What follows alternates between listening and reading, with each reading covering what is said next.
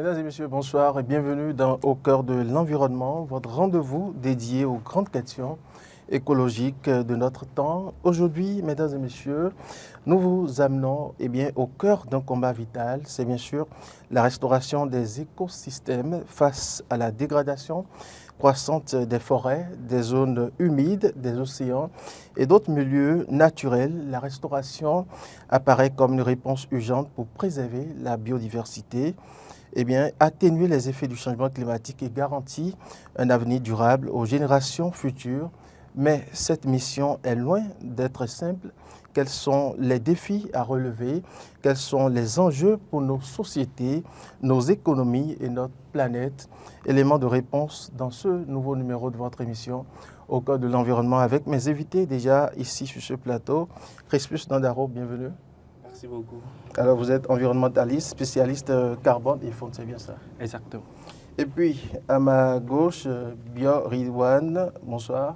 Bonsoir, monsieur Arthur. Vous êtes spécialiste en aménagement et gestion des ressources naturelles. Oh, oui. Alors, Crispus Dandaro, qu'est-ce qu'un écosystème pour planter le décor? Déjà, merci beaucoup, monsieur le journaliste, pour la question.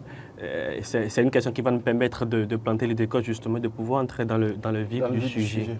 Je vais essayer de définir le plus simple possible. Oui, pour permettre... Exactement.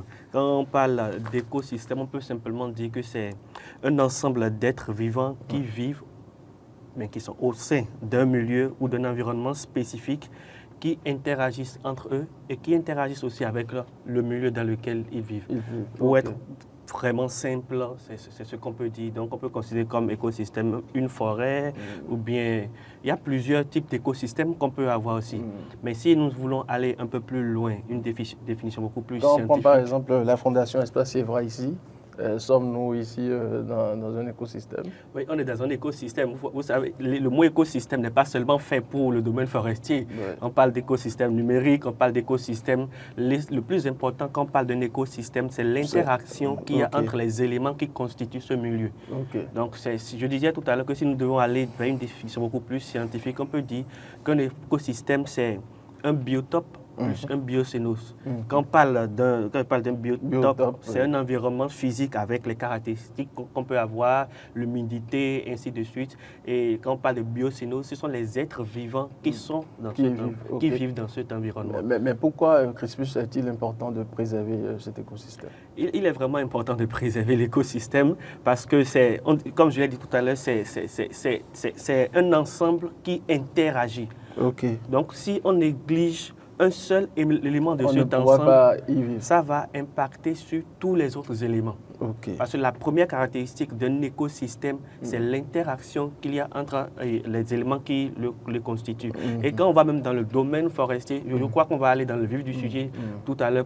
Si on demande aujourd'hui pourquoi c'est important de protéger les écosystèmes forestiers, il y a beaucoup de réponses. Il y a même des éléments de réponse qu'il y avait tout à l'heure dans votre introduction, atténuer les effets du changement climatique, préserver la biodiversité, préserver la ressource naturelle que nous avons pour les générations futures à venir. Donc, il y a beaucoup de raisons valables pour lesquelles nous devons préserver les écosystèmes. Allez, merci. Monsieur Ridwan, dites-nous, de votre côté, il a parlé d'un ensemble d'éléments qui constituent l'écosystème. Vous, de votre côté, qu'est-ce qu'on peut comprendre par écosystème? Oui, merci beaucoup, monsieur Arthur. Et merci déjà à tous ceux qui nous suivent aussi. Par écosystème, c'est pour compléter sur ce qu'il a déjà dit et pour faire référence à votre nom, monsieur Arthur, il faut savoir que le concept d'écosystème a été introduit pour la première fois par monsieur Arthur. Ah bon? Oui, déjà en 1935. C'est intéressant. Voilà. Donc en 1935, par monsieur Arthur, un botaniste anglais, voilà, qui a introduit ce concept-là. Et quand on parle d'écosystème, il faut comprendre que c'est deux concepts qui ont été mis ensemble, système et écologie.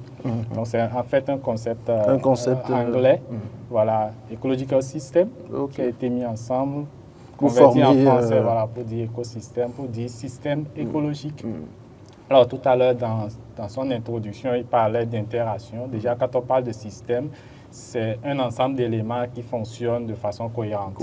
Donc, alors, quand on va parler d'écosystème, alors, il faut voir le vivant, qu'il a appelé tout à l'heure biocénose. Donc, un ensemble d'espèces vivantes qui se retrouvent dans un habitat qu'on appelle le biotope, comme il a dit, et qui interagissent avec le milieu. Et également, ces espèces-là vont interagir entre elles-mêmes. Donc, voilà ce qu'on peut ajouter sur ce qu'il a dit. Mais quels sont les principaux dégâts qui poussent à restaurer l'écosystème?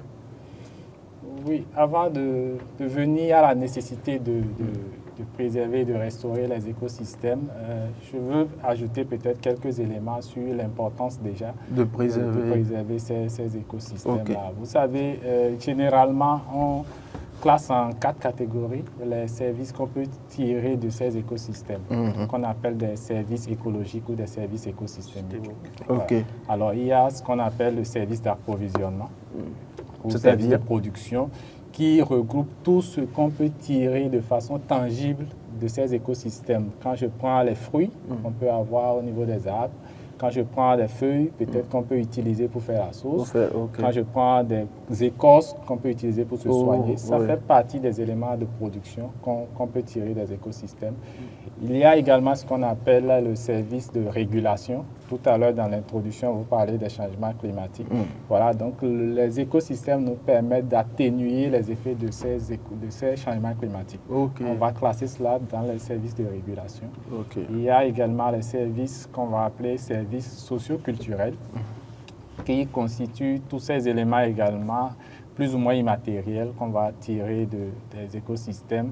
Par exemple, le fait de diviniser un écosystème, les pratiques culturelles. Les forêts sacrées. Voilà, les forêts sacrées, par exemple. Ça fait partie des services socioculturels. Et le dernier, maintenant, c'est ce qu'on appelle les services de support. Par exemple, dans la régénération des sols, les feuilles qui vont se décomposer, voilà, qui vont contribuer à la composition des sols. Donc voilà ces différents niveaux où on peut retrouver l'importance des écosystèmes. D'accord. Maintenant, pour en venir à ma question, je tiens toujours à cela. Voilà, votre question proprement dite sur la question des menaces, je crois. Bien sûr, voilà, sur les menaces et la nécessité de les préserver.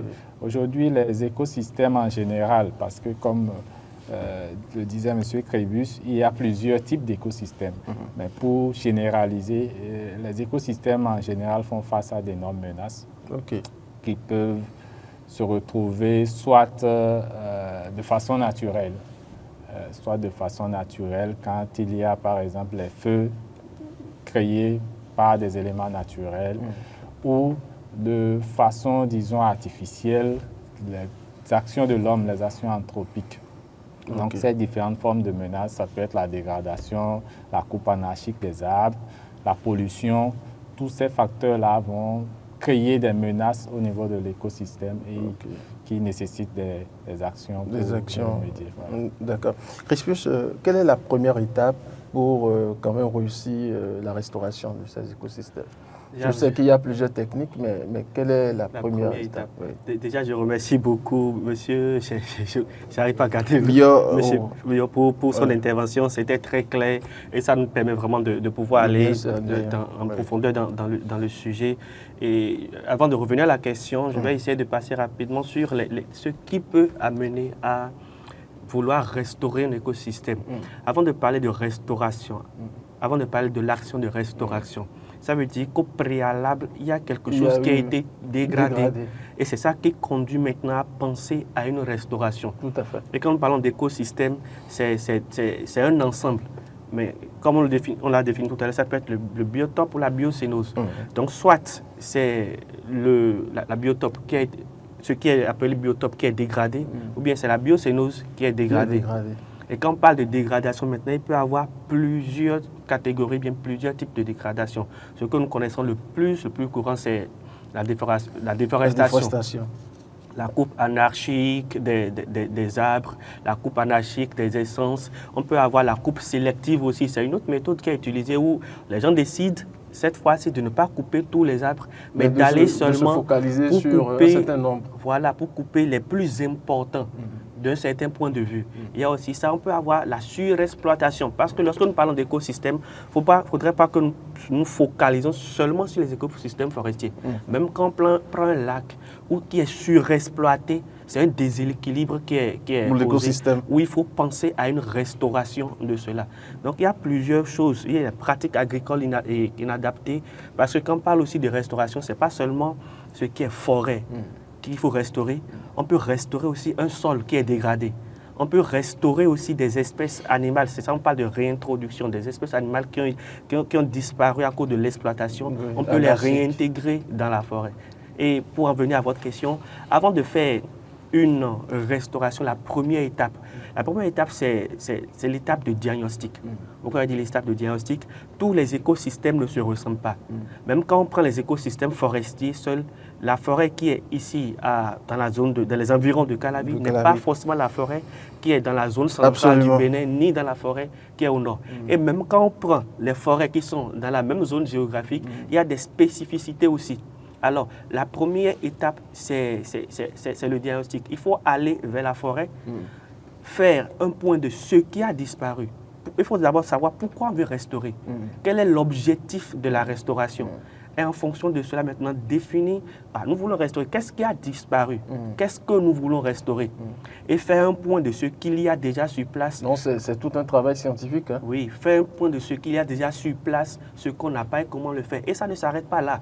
Il faut aussi aller vers la population. Parce que quand on parle de, la population, quand on parle de diagnostic, ce n'est pas diagnostic seulement au niveau de l'écosystème forestier, mais aussi aller au niveau de la population qui vit aux alentours. Faire des enquêtes pour savoir, puisque plus loin, ils doivent être associés pour que cela puisse réussir. Pour que l'objectif soit atteint. Donc, il faut aller d'une manière participative. Donc, la première étape pour moi, c'est l'étape de diagnostic. Des fois, c'est cette étape que les gens ne respectent pas et on réintroduit des espèces dans des milieux qui ne sont pas adaptés. Et ça entraîne beaucoup d'autres conséquences, notamment l'espèce vient dans un milieu où l'espèce n'a pas de prédateur naturel et ça devient invasif. Ou bien l'espèce vient dans un milieu où la population locale a des...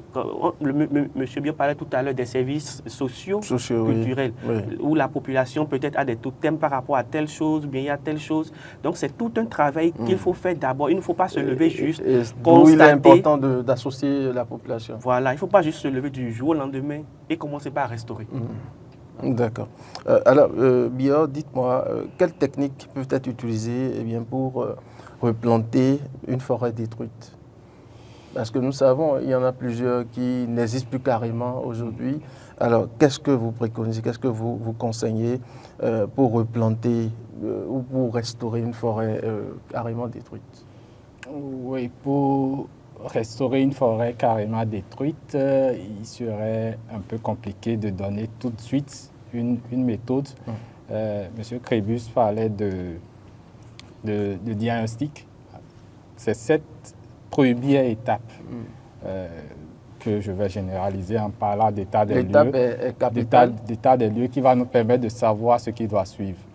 S'il faut faire tel type de régénération.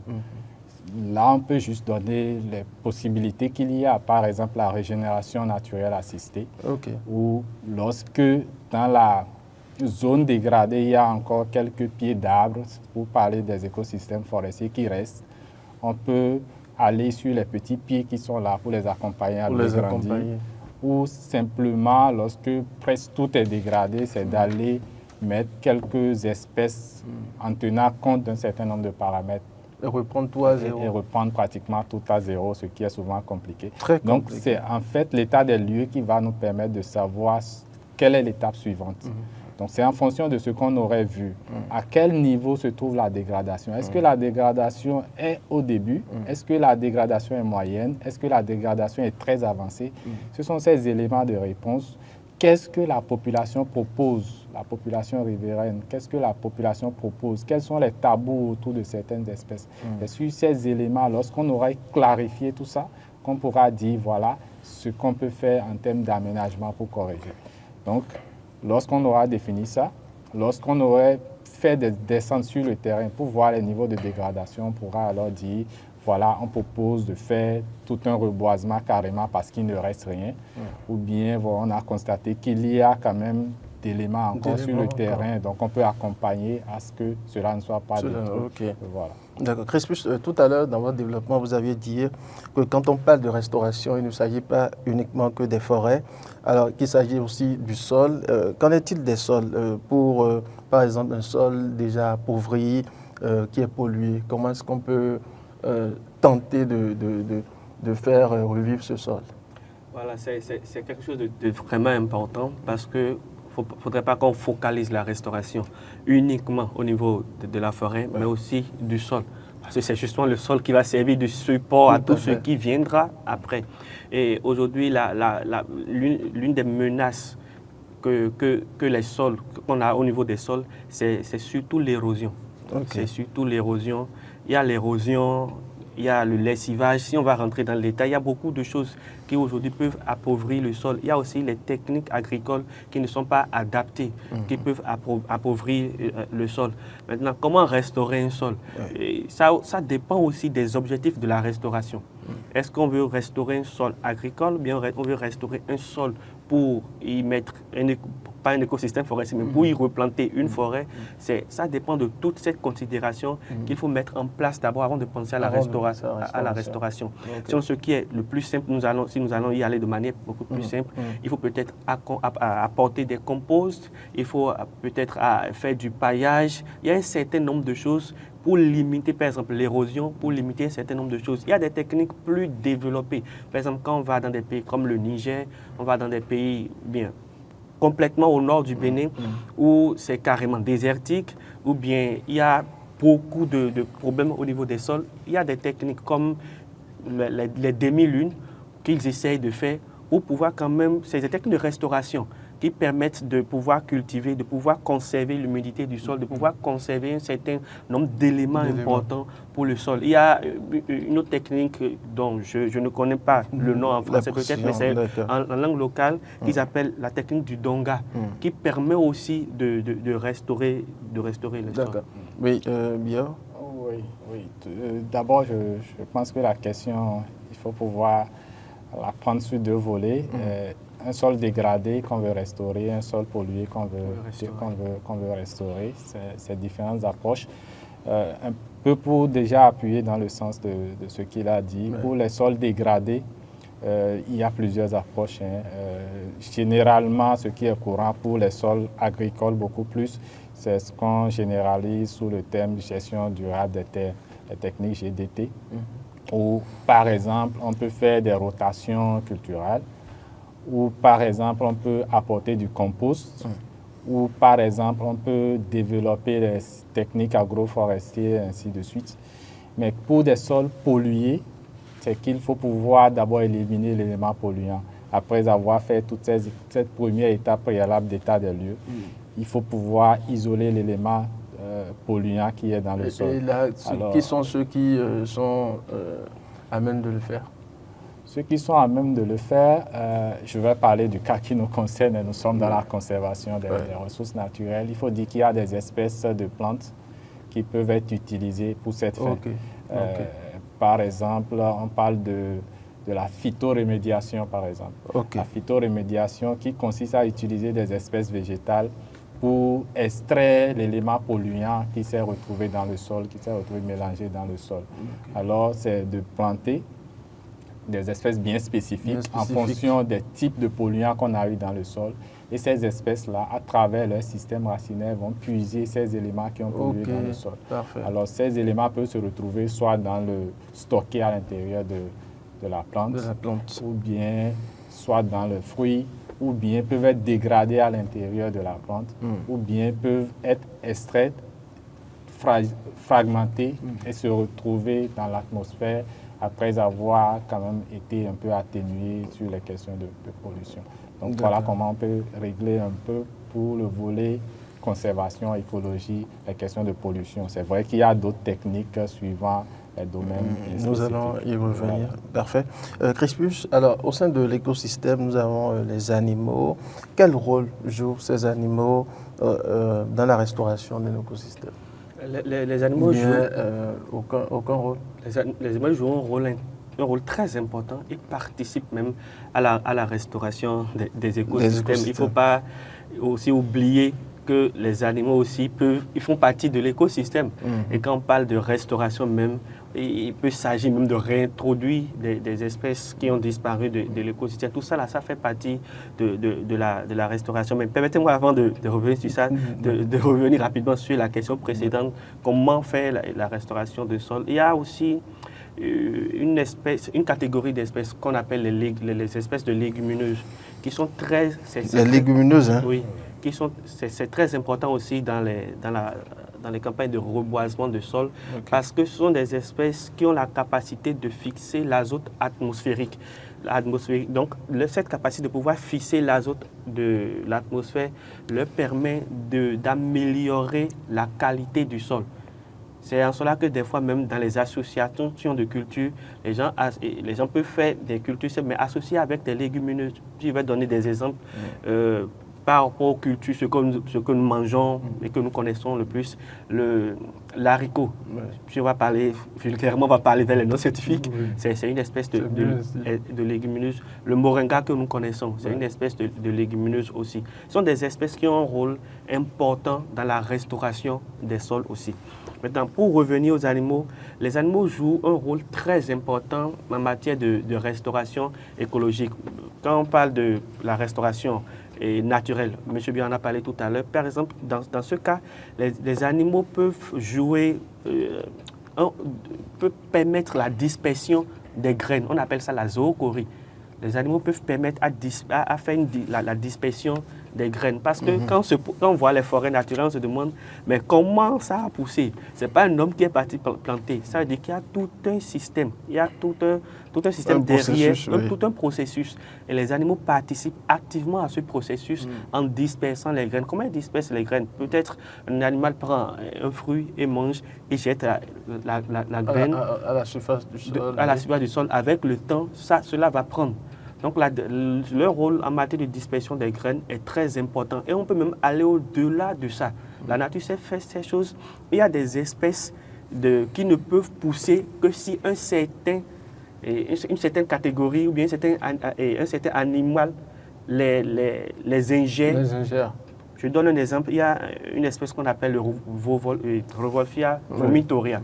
Avant que ça puisse pousser, c'est une espèce d'oiseau dont je n'ai pas gardé le nom, qui doit ingérer d'abord la graine et lorsque cette graine sera maintenant ressortie, pour que ça puisse pousser. Parce qu'il y a plusieurs processus. Quand on parle des graines, pour que ça puisse pousser, il y a quelque chose qu'on appelle la dormance. Il y a beaucoup de choses. Il y a beaucoup de choses qui doivent être élevées d'abord avant que la graine puisse pousser. Donc, les animaux jouent des rôles vraiment importants en matière de restauration écologique aussi. Et aussi, quand on parle de restauration écologique, il y a des animaux qui peuvent permettre d'indiquer l'état de santé d'un écosystème. Lorsqu'on ne voit plus ces genres d'animaux dans le milieu, on sait que tel écosystème est dégradé. Ou bien lorsqu'on commence par voir ces genres d'animaux dans le milieu, on sait qu'il y a un problème qui est en train de se poser. Donc, ce sont des espèces indicatrices qui peuvent permettre de connaître la santé de l'écosystème et de pouvoir mener des actions de restauration. Il a dit que les animaux constituent et jouent un grand rôle au sein de l'écosystème. Oui, le rôle n'est plus à démontrer. Tout à l'heure, il disait qu'il y a certaines espèces les espèces végétales, pour lesquelles il faut que certaines autres espèces consomment les semences pour pouvoir lever ce qu'on appelle la dormance. C'est fantastique tout ça. C'est assez fantastique.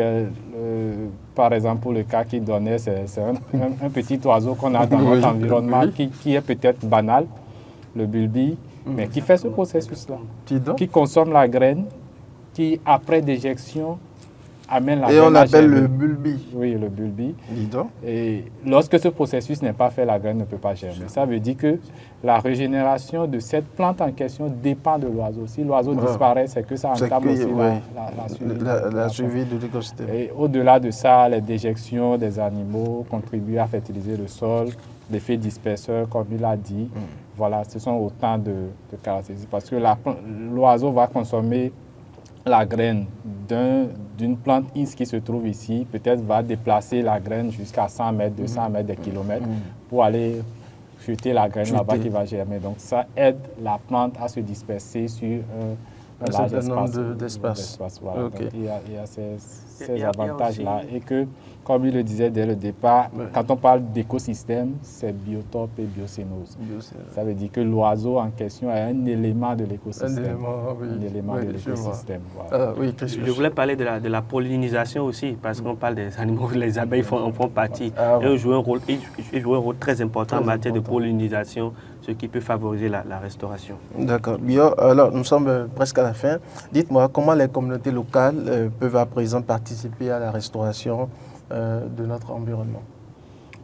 Oui, les communautés locales sont d'abord au cœur de cette régénération-là. Rien ne peut être fait en les écartant, parce que toutes les actions qui sont mises en œuvre dans ce sens, c'est suivant l'approche participative qui est beaucoup plus mise en œuvre aujourd'hui.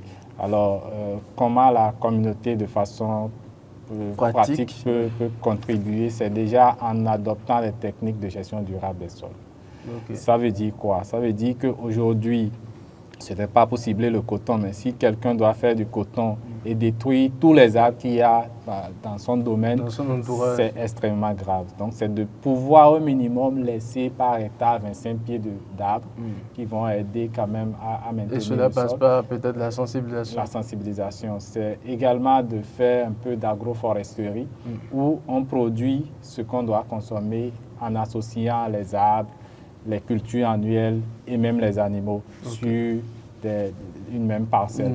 Cela amènera à ce que la terre ne soit pas dégradée du fait de l'érosion, que la terre ne soit pas dégradée du fait des vents violents.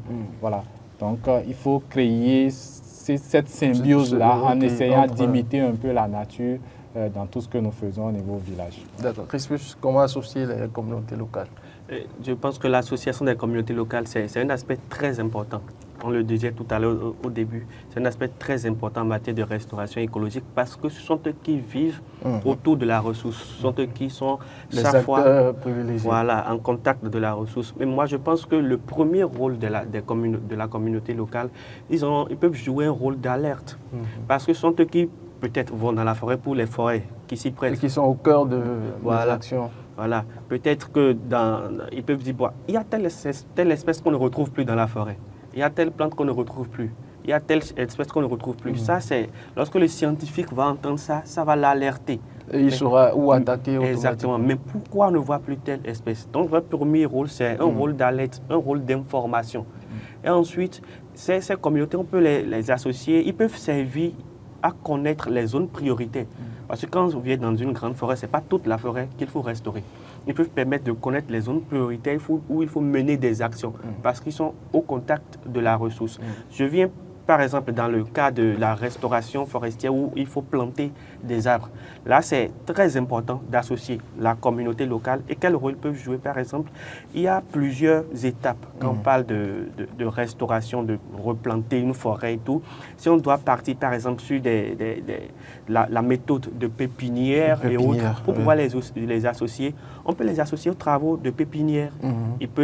Les groupements de femmes peuvent faire les pépinières, peuvent arroser cela, peuvent veiller à cela et ça va permettre de leur permettre d'avoir un rôle actif à jouer dans le processus de la restauration.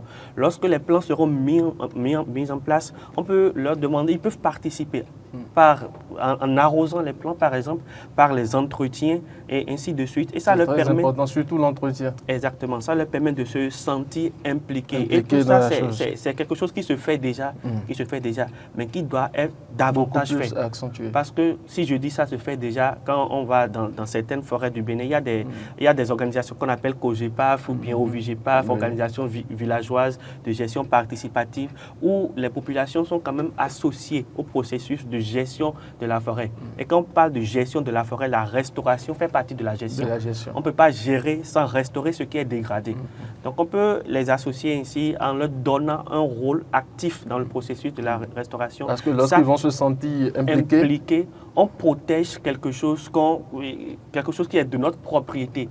Donc leur donner un rôle dans la restauration, c'est comme leur transférer un droit de propriété sur la chose et ils pourront alors avoir tout le pouvoir pour pouvoir protéger cela. Cela permettra d'atteindre les objectifs. Et tout le monde sera gagnant. D'accord. Bior, nous sommes à la fin de l'émission. Qu'est-ce que vous avez à dire pour conclure?